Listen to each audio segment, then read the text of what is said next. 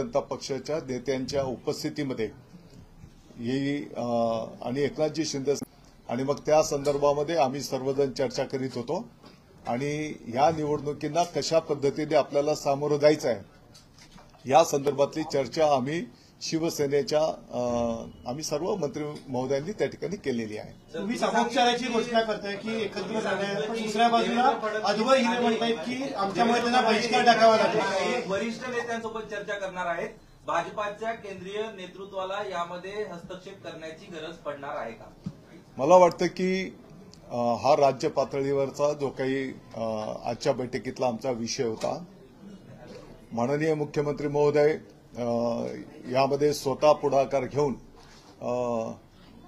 आणि एकनाथजी शिंदे साहेब पण स्वतः त्या ठिकाणी उपस्थित राहतील आणि त्याप्रमाणे ते निर्णय करतील, संबंधितांना सूचना करतील. परंतु शिवसेनेच्या नेत्यांच्या समोर सातत्यानं कोण ना कोणतरी पराभूत उमेदवार घेण्याचा सिलसिला जो आहे तो भाजपकडनं सुरू आहे. तुमच्या समोर अद्वै हिरे असतील, सत्यजित पाटणकर असतील, राजू शिंदे असतील, हे तुमच्याच विरोधात लढलेले उमेदवार आहेत जे विरोधी पक्षात होते. विरोधी पक्षातले उमेदवार भाजपने स्वतःच्या गाळाला घातले. तुम्हाला संपवण्याचा घाट घातलाय का?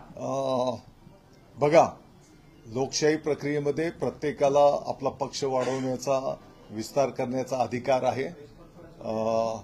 आत्ताच्या घडीला शिवसेनेच्या कोणत्याही कार्यकर्त्याला भाजपाने घ्यायचं नाही आणि भाजपाने शिवसेनेच्या कोणत्या कार्यकर्त्याला घ्यायचं नाही. तुम्ही समोपचाराची भाषा करताय. हिरे म्हणतायत की आम्ही बहिष्कार. ऐका, माझी कोण आजची जी बैठक आहे ती राज्यव्यापी शिवसेना, भारतीय जनता पक्ष युतीचा धर्म पाळणं यावरची बैठक आहे आणि तुम्ही ज्यांचं नाव घेताय त्यांचं डिपॉझिट मालेगावच्या जनतेने जमा केलेलं आहे.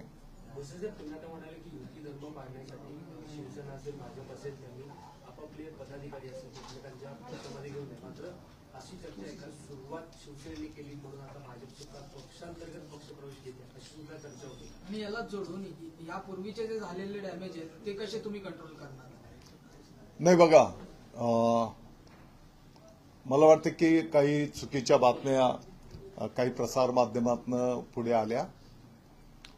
शिवसेनेने या गोष्टीची सुरुवात केलेली नाही.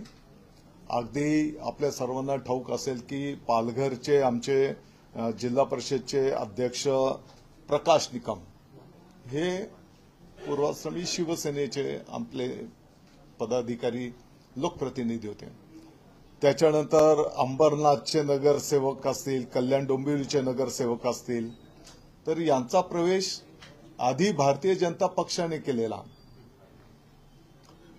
आणि हो, नंतर मग जे काही उल्हासनगरचे नगरसेवक माजी त्यांचा जो काही प्रवेश झाला त्या प्रवेशामध्ये पण माननीय एकनाथजी शिंदे साहेबांनी त्यांचा प्रवेश त्या ठिकाणी घेतला. त्यांना स्पष्टपणे अगदी उद्या ते दुसऱ्या पक्षात चालले होते, तर त्या संदर्भात जी काही त्यांच्याशी चर्चा झाली प्रवेश करतानापूर्वी, तर त्यावेळी शिंदे साहेबांनी त्यांना स्पष्टपणे सांगितलं की उद्याच्याला जर तुम्हाला भारतीय जनता पक्षाच्या चिन्हावर निवडणूक लढवायला सूचना आदेश आली तर तुम्हाला त्या ठिकाणी त्या पद्धतीने ती लढवावी लागेल, असं चर्चा करूनच त्यांना प्रवेश दिला गेला होता. अर्थात आता आज निर्णय झालेला आहे की युती धर्म दोन्ही पक्षांनी पाळायचा आणि त्याप्रमाणे त्याची अंमलबजावणी येणाऱ्या काळामध्ये करायची. शिंदे साहेबांनी त्या कार्यकर्त्यांना सांगितलं होतं की जर भाजपकडून बोलणं आलं तर भाजपकडून जर निवडणुकीचे त्यांना प्रवेश देताना शिंदे साहेबांची आणि त्या नगरसेवकांची चर्चा झालेली.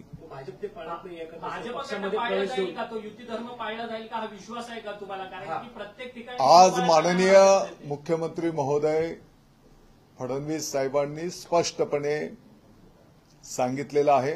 कदाचित आज उद्या माननीय फडणवीस साहेब, माननीय शिंदे साहेब आणि भारतीय जनता पक्षाचे वरिष्ठ नेते त्यांच्या उपस्थितीत बैठक संपन्न होईल, असं पण त्यांनी त्या दिवशी त्या बैठकीमध्ये सांगितलेलं आहे.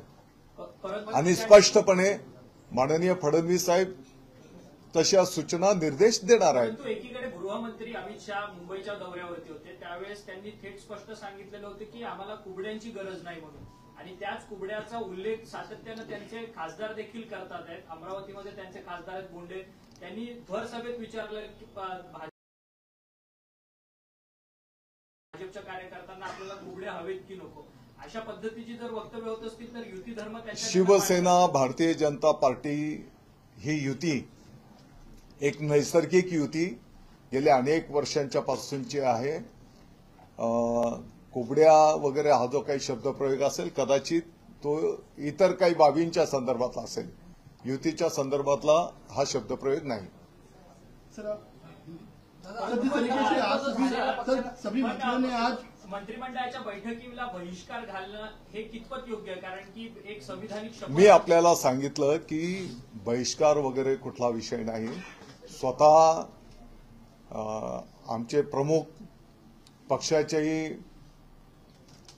प्रमुख आणि उपमुख्यमंत्री महोदय एकनाथजी शिंदे साहेब बैठकीला उपस्थित होते.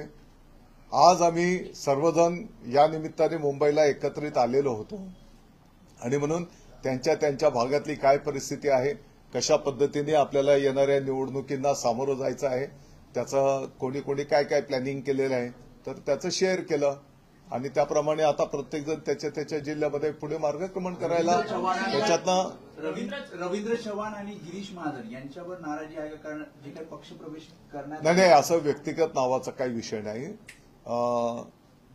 जे कोण वरिष्ठ नेते आहेत त्याच्यापासून तर खालीपर्यंत युती धर्माचं पर्क्युलेशन झालं पाहिजे अशा प्रकारचा निर्णय आजच्या बैठकीमध्ये झालेला आहे.